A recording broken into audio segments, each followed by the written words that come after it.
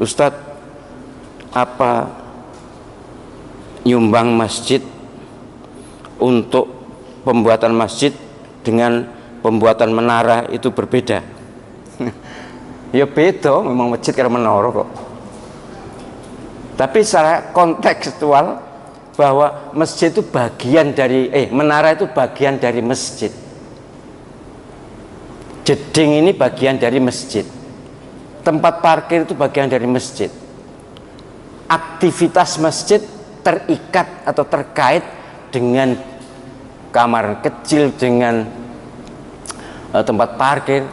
Menara menjadi kesepakatan tak tertulis bahwa menara itu bagian dari masjid. Gak ono omah terus nek menarane ya kaya gak ono ya. Apa pos kamling enek menarane kaya ndak ada. Disebut menara mi'zanah, tempat azan atau tempat azan ya, mi'zanah. Itu ya bagian dari masjid. Jadi nyumbang atau mengeluarkan dana untuk menara ya sebagai bagian dari kegiatan masjid. Ustaz, lah bagaimana kalau nanti menara itu tidak digunakan untuk azan?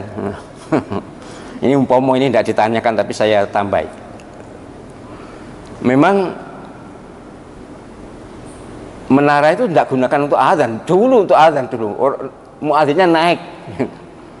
Kalau sekarang kan hanya untuk tempat pengeras suara saja. Bagaimana kalau tidak digunakan untuk pengeras suara? Ya, kayaknya tidak ada ya. Kalaupun ada, andai kata ada, ya setidaknya fungsi menara adalah merupakan bagian dari masjid.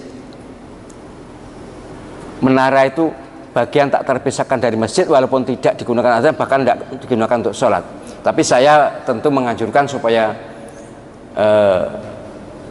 jamaah itu tidak ragu.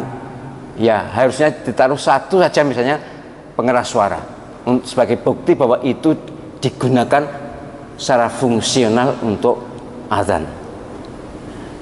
Memang sekarang masjid kan tinggi-tinggi seperti sekarang ini kan tinggi ini, tanpa menara pun sudah cukup. Tetapi kan masjid seperti ini tidak pantas kalau tidak ada menaranya. Ya nanti harus dikasih pengeras suara supaya penyumbang atau pedonatur tidak ragu. Tapi sekali lagi saya ulang-ulang, kita ini kalau nyumbang apapun sudah keluar dari diri kita sudah selesai. Tidak usah ngurus digunakan apa atau bagaimana, tidak usah.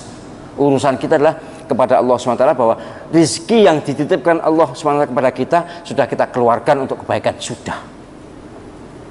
Tidak usah melok ngurusi pembangunan masjid, atau tidak usah melok ngurusi penggunaan donatur untuk apa, tidak usah. Untuk apa? Untuk transport atau untuk apa? Untuk ngopi, pengurus, sudahlah, bukan untuk urusan kita.